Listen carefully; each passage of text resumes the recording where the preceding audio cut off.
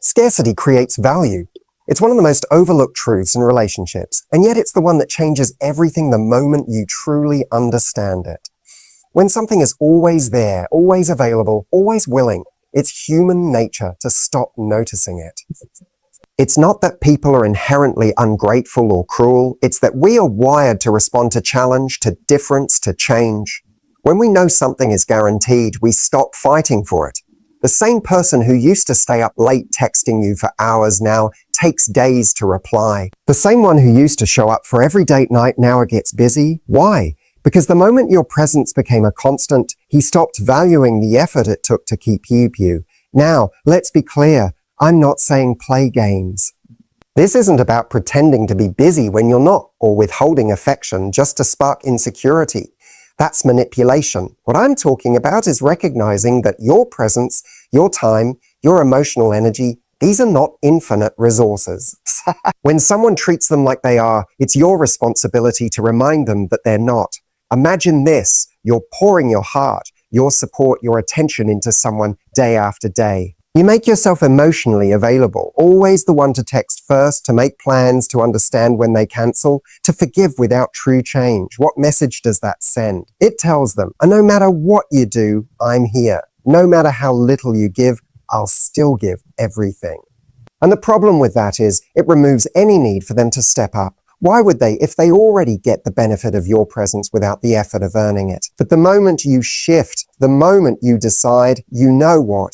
I'm no longer investing where I'm not valued, something changes, not just in the way they see you, but in the way you see yourself. Suddenly they realize you're not a permanent fixture in their life. They see you have options.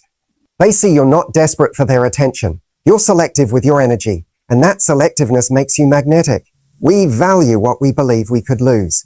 And it's not about creating fear. It's about creating respect. Respect for your time. Respect for your standards. And respect for your heart. You don't need to convince someone you're worth choosing. You show it by choosing yourself first. When you become scarce, not cold, not distant, but discerning, you become powerful. Your love becomes something that has to be earned, not just expected. And when he feels that shift, that moment where you no longer chase, no longer overextend, no longer make excuses, it hits him hard. That's when he starts to feel what it means to lose you. And that's when he has to decide whether to rise to meet you or watch you walk away. You walk away. Either way, you've already won. Silence is powerful. Not awkward, passive-aggressive silence, but intentional silence. The kind that speaks louder than any argument, louder than any explanation, louder than any desperate attempt to be understood. Most people are addicted to trying to be heard. Especially when they feel dismissed, rejected, or taken for granted. So what do? They talk more, they over-explain, they justify, they plead. They write paragraphs, send long messages, call again, even after being ignored. All in the hope that if they just say the right thing, they'll finally get the reaction they're looking for. But here's what you need to understand. When someone is emotionally checked out, your words don't penetrate. When someone is used to you being emotionally available, no matter how they treat you, they don't hear what you're saying because they don't believe they'll ever lose you. That's where silence becomes your greatest tool. Because silence does what words often can't. It forces someone to sit with themselves. It gives them the uncomfortable space to actually feel the consequences of their behavior. When you stop talking, they no longer have your emotional labor to lean on. No reassurance, no explanation, no access, just the deafening echo of your absence. And in that space, something shifts. They start to wonder, wait, why isn't she calling this time? Why didn't she reply? Is she pulling away? And whether they show it or not, they feel it, because people notice when energy disappears, especially the kind of energy they've come to rely on without even realizing it. You see, when you fall silent, you're no longer participating in the emotional dynamic. You're not feeding the drama, the confusion, the cycle. You've stepped outside of it. And from that place, you gain your power back. You're no longer reacting. You're observing. You're deciding what deserves your words, your presence, your care. The most respectful people often say the least in moments of conflict, not because they're withholding, but because they understand the weight of their words. They don't speak to be right, they speak to be understood, and when that's no longer possible, they step back.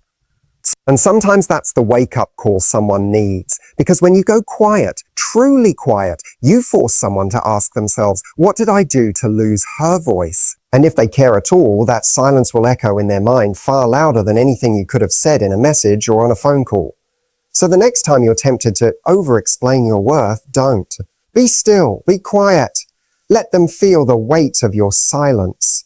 Because when you stop talking, they start thinking, and sometimes that's the only way they ever hear you. Walk away once and mean it. That's all it takes to change the entire dynamic. Not as a threat, not as a tactic, but as a choice, one rooted in self-respect. Most people don't take you seriously the first few times you set a boundary because they've already seen the pattern. You say you're done, but then you stay. You say you won't tolerate it, but then you make excuses. You walk away and then come back the moment they call. So they learn over time that your boundaries are just words, temporary, movable, negotiable. But the day you walk away and mean it, the day you follow through not with anger, but with clarity, that's the day everything changes. Because now, for the first time, there's consequence. Now, for the first time, they feel what it's like to actually lose access to you. And let me be clear, walking away doesn't have to be dramatic. You don't need a meltdown. You don't need to slam the door, write an emotional message, or post about it online. Real power doesn't announce itself. It moves in silence. When you walk away with grace, with finality, with no bitterness, it sends a far deeper message than any speech ever could. It says, I care about myself more than I care about convincing you to treat me right. That's not cold. That's growth.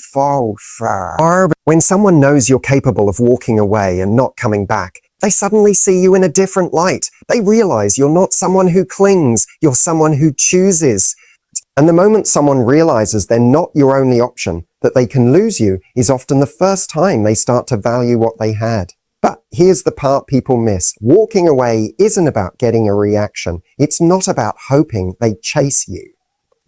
If you're doing it just to see if they'll cry or call, you haven't really walked away. You're just playing emotional hide and seek. True walking away is rooted in closure. It's the moment you say, this no longer aligns with who I am and what I deserve. And ironically, that's when they tend to feel it most. Not when you begged, not when you explained for the 100th time, but when you simply left. Calm, done, gone. That's when the regret sets in. That's when they stay up thinking about what they lost. Not because you made them, but because the silence of your absence forced them to confront it. So if you've reached that point where your words don't change anything, your tears don't move anything, and your efforts aren't being met, do it. Walk away once, with love, with peace, and mean it. Not to make them cry, but because you finally stopped crying for someone who wouldn't meet you where you stood. Emotional independence is attractive, not just appealing, magnetic, because there's something undeniably powerful about a person who doesn't need anyone to feel whole, but simply chooses to connect from a place of fullness. Let's be honest, we're taught, often subtly, that needing someone is a sign of love. But missing them every minute, depending on their mood to shape our day, and constantly wanting their reassurance is romantic. But the truth, that's not love, that's attachment. And attachment, when it's rooted in insecurity, pushes people away. Not because you're not worthy, but because nobody wants the pressure of being someone else's emotional oxygen. When a man sees that your happiness, your peace, your self-worth isn't dependent on his affection or attention, something shifts in the way he sees you. You stop being someone who's asking for love and become someone who already has it, within herself, and that's where the game changes, because neediness is heavy. It creates pressure. It tells him, I need you to make me feel okay. And while it might feel like closeness, it actually makes him feel trapped, responsible for emotions that were never his to carry. But emotional independence, that's light. That says, I enjoy you, but I don't require you to be okay. I'm not here to be rescued. I've already built my foundation. You're the bonus, not the base. That energy is rare, and rare is attractive. Now, emotional independence doesn't mean you don't care. It doesn't mean you don't love deeply or want connection. It just means that your emotional survival isn't tied to whether or not someone else shows up for you. It means you don't panic when a message takes a little longer. You don't spiral if plans change. You don't chase clarity from someone who's unclear, because your peace doesn't live in their hands. When you radiate emotional independence, you create space Space for a man to show up not because you're begging, but because he wants to. Space for mutual desire instead of obligation. And space for a healthier, more balanced connection because it's built on choice, not dependency. And here's the irony. When you don't need someone to choose you, that's often when they do. Not because you manipulated anything, but because freedom is attractive. Confidence is irresistible. And knowing that you can walk away at any time, not in anger, but in self-trust, makes them value the fact that you choose to stay. So stop trying to be someone's whole world. Be your own first. Then, when someone comes along, let them be a beautiful addition, not the source. Because the most attractive thing in any relationship is a woman who knows she was already enough before it even began. Set a boundary without anger. That's the mark of someone who knows their worth, not someone trying to prove it. Because true boundaries aren't emotional outbursts. They're calm decisions made from clarity, not chaos. Most people think setting a boundary has to feel dramatic, like a confrontation, an argument, a final straw moment. But in reality, the most powerful boundaries are often quiet. They don't come with shouting or ultimatums. They come with peace. With a simple, confident no, that doesn't work for me, or I'm not okay with that. Or sometimes no words at all, just a changed behavior. Here's the truth. If you have to scream to be respected, it's not respect, it's fear. And fear-based responses never last. But when you speak with calm conviction, without needing to raise your voice or defend your stance, you become someone who cannot be pushed. And that's when people start to listen. Because anger can be dismissed. It can be written off as emotional, reactive, dramatic. But a calm boundary that unsettles people, it makes them realize she's not doing this to get a reaction, she's just done. And that kind of energy speaks volume. Setting a boundary without anger also protects your energy. It allows you to enforce your standards without exhausting yourself in the process. You're not proving anything. You're not asking for understanding. Because now you're not asking to be seen. You're already shining. And let's be clear, this isn't about pretending to be okay when you're not. You're allowed to feel. But the difference is you choose to process your pain in a way that builds you, not buries you. You take the lesson, not the label. You rise not to prove anything to him, but to honor everything you are. So no, you don't need to show him your pain. You don't need to post about it. You don't need to send a long message explaining how much he hurt you. Let your life become the message. Let your power speak for you. Because nothing makes him feel your absence more than watching you thrive without him. The moment you stop being predictable, he starts paying attention. Predictability, while comforting in routine, can become dangerous in relationships when it turns into emotional laziness. When someone knows exactly how you'll react every time, that you'll forgive without real change, that you'll always be available, that you'll chase when they pull away, it gives them permission to stop trying. It's not about playing games. This isn't about manipulation or pretending to be someone you're not. It's about disrupting the emotional pattern that made them take you for granted. Because when someone can predict that you'll always be there, no matter how little they give, they start to treat your presence like a permanent fixture, not a privilege. Predictability breeds complacency. He doesn't have to win you anymore. He doesn't have to earn your trust, your time, your body, your emotional effort. It's all given on autopilot. And once that happens, he stops seeing you, not because you're any less valuable, but because he's gotten used to access without effort. So when you interrupt that pattern, when you stop replying immediately, when you stop showing up in the ways he expects, when you don't chase, don't beg, don't explain, it shakes the foundation he was standing on. Suddenly, he can't predict you. And when someone can't predict you, they have to become present. It's in that space of unpredictability that desire returns. That curiosity comes alive again. What's going on with her? Why didn't she respond? Why is she not texting first anymore? And whether he says it or not, the questions start to form. Not because you're creating confusion, but because you're finally breaking a pattern that enabled his complacency.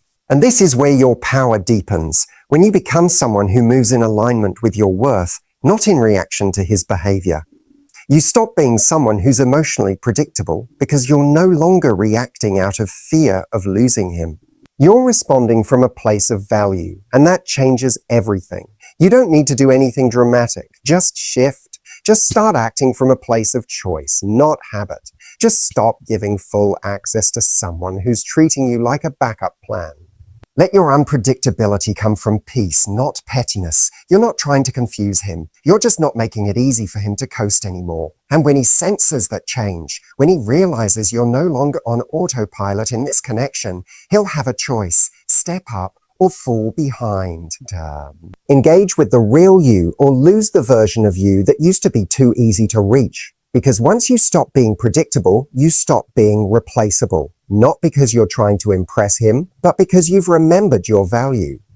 Men remember the woman who made them feel something real. Not just the one who was the most beautiful, the most available, or the most convenient, but the one who touched something deeper. Because in a world full of surface-level validation, emotional impact leaves a lasting mark.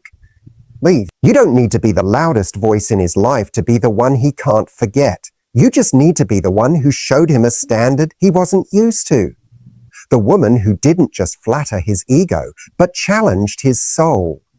Who didn't need him, but chose him, and chose herself when he couldn't meet her there. A man might not remember every conversation, every date, or every detail of your time together, but he will remember how he felt when he was with you. Did he feel safe? Did he feel safe? Did he feel seen? Did he feel awakened or exposed? Did you mirror back his potential or hold up a mirror to his patterns? Here's the truth. Most men won't cry over the one who begged them to stay. They'll cry over the one they couldn't replace. The one who set a bar so high, not in how much she gave, but in how clearly she knew what she deserved. The one who loved with depth, but never abandoned her own heart in the process. That kind of woman is unforgettable because she doesn't love with desperation. She loves with strength. She loves with strength. She doesn't give endlessly in hopes of being chosen. She gives from fullness and only to those who value it. And when she walks away, she does so not to punish, but because she refuses to shrink just to keep someone comfortable. You leave a man changed when you refuse to be another emotional checkpoint. When you're not just there to soothe his loneliness, but to stand as a mirror to the man he could be. If he met you at your level, and even if he wasn't ready for you, even if he fumbled your heart, he will remember. Not always right away. Sometimes it takes months, sometimes years, but the emotional impact of a real woman doesn't fade. It lingers. It resurfaces in quiet moments, in other relationships, in regrets that come unannounced. So don't strive to be unforgettable by doing the most. Be unforgettable by being the realest thing he ever had and the thing he let go. Because in the end, the woman he cries for isn't the one who tried to make him love her. It's the one who loved him fully and walked away when he couldn't meet her there. You don't have to be everything to someone to be unforgettable. Sometimes the most lasting impact comes not from trying to fill every role, solve every problem, or meet every expectation, but from simply being authentic and true to yourself. Many people fall into the trap of thinking that to be loved and valued, they need to become a version of themselves that's more agreeable, more available, or more perfect. They try to be the ideal partner in every way. The listener, the fixer, the comforter, the entertainer. But in doing so, they dilute the very essence that made them special in the first place. Authenticity is magnetic because it's rare. In a world full of people who play roles to be accepted, the person who shows up as herself, flaws, quirks, strengths, and all stands out. And it's that realness that lingers in someone's mind long after the surface level excitement fades. When you allow yourself to be truly seen, without masks or pretenses, you create a connection that's deeper than infatuation. It's a connection built on honesty and mutual respect. And that kind of connection is unforgettable because it taps into something human and vulnerable, something that can't be replicated or replaced.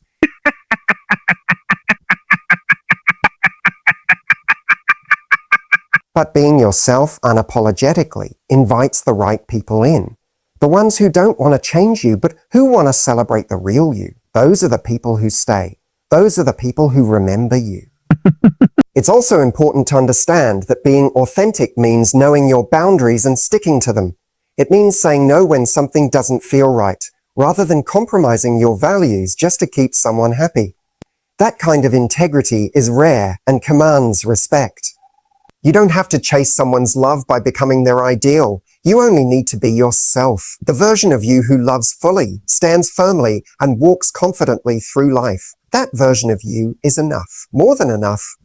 And ironically, when you stop trying so hard to be everything, you become more attractive. People are drawn to the peace that comes from someone who is comfortable in her own skin. They notice when you're not afraid to show your imperfections because it signals strength, self-awareness, and emotional maturity. Remember, being unforgettable isn't about perfection. It's about authenticity. So it's about living your truth so boldly and clearly that even when you're not there, your presence is felt. So stop worrying about being everything to someone. Start focusing on being you. Fully, honestly, beautifully you. Because that's the woman who leaves a lasting mark on the heart. When you hold your boundaries firmly, you don't just protect yourself. You teach others how to treat you. Boundaries are not walls designed to shut people out, but bridges that show where respect and love must begin. Many women struggle with boundaries because they fear losing the connection. They think if they say a no or stand up for themselves, the person they care about will walk away. But here's the truth. If someone leaves because you won't tolerate disrespect or neglect, they weren't truly invested in valuing you anyway. Setting clear boundaries is an act of self-love. It sends a message to the world, and especially to those close to you, that you know your worth and will not settle for less. It's the first step in creating relationships that nurture, support, and uplift, instead of drain and diminish. When you communicate your boundaries calmly and confidently, you create an environment where genuine connection can flourish. People want to be around someone who respects herself because it inspires respect in return. Boundaries set the tone for how others engage with you. They help to weed out those who aren't willing to meet you at your level. And here's something most people don't realize. Boundaries don't push people away. They actually draw the right people closer. When you show that you won't accept less than you deserve, you attract those who are willing and able to give you the love and respect you crave. This kind of clarity eliminates confusion and frustration.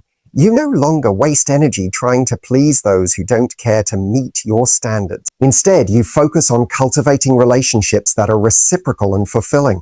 It's also important to remember that boundaries are not about controlling others. They're about controlling what you allow into your life and how you respond to situations. You can't change someone else's behavior, but you can change how you engage with it. And that power is transformative. By consistently enforcing your boundaries, you build emotional resilience.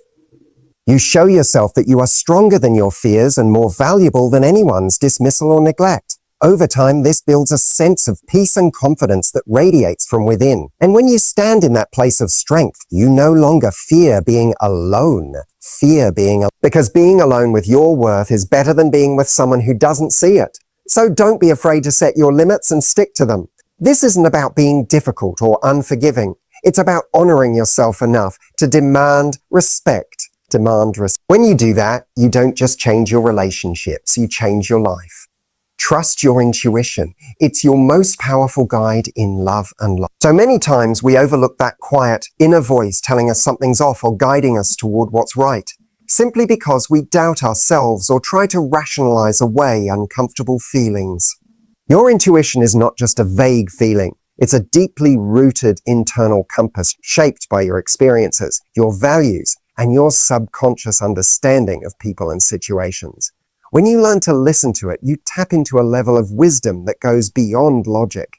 It's the difference between making choices that drain your energy and choices that nourish your soul. Many women fall into the trap of ignoring their gut because they want to give someone the benefit of the doubt or because they fear being seen as too sensitive or overreacting. But the truth is, your intuition is there to protect you. It picks up on subtle cues, body language, inconsistencies, and energies that your conscious mind might miss.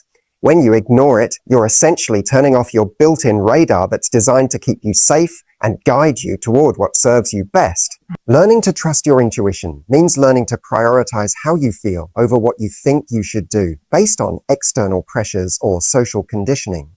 It means giving yourself permission to pause and reflect rather than rushing into decisions just to please others or avoid conflict. When you act on your intuition, you build confidence. You start to recognize patterns, and you no longer feel confused or torn about what's right for you. Instead, you cultivate clarity. That clarity makes you more decisive, more centered, and more attractive because you operate from a place of authenticity and self-respect. Intuition also helps you see through illusions. It can reveal when someone's words don't match their actions, when intentions are unclear, or when a situation isn't aligned with your values. Rather than falling into traps of hope or denial, you get honest with yourself, and that honesty saves you from heartbreak and wasted time. But trusting your intuition doesn't mean shutting out logic or communication. It means using both in harmony. You can listen to your gut while also asking questions, seeking clarity, and having open conversations. Your intuition is a compass, but you're the one steering the ship. So the next time you feel uneasy or unsure about a person or situation, don't brush it aside.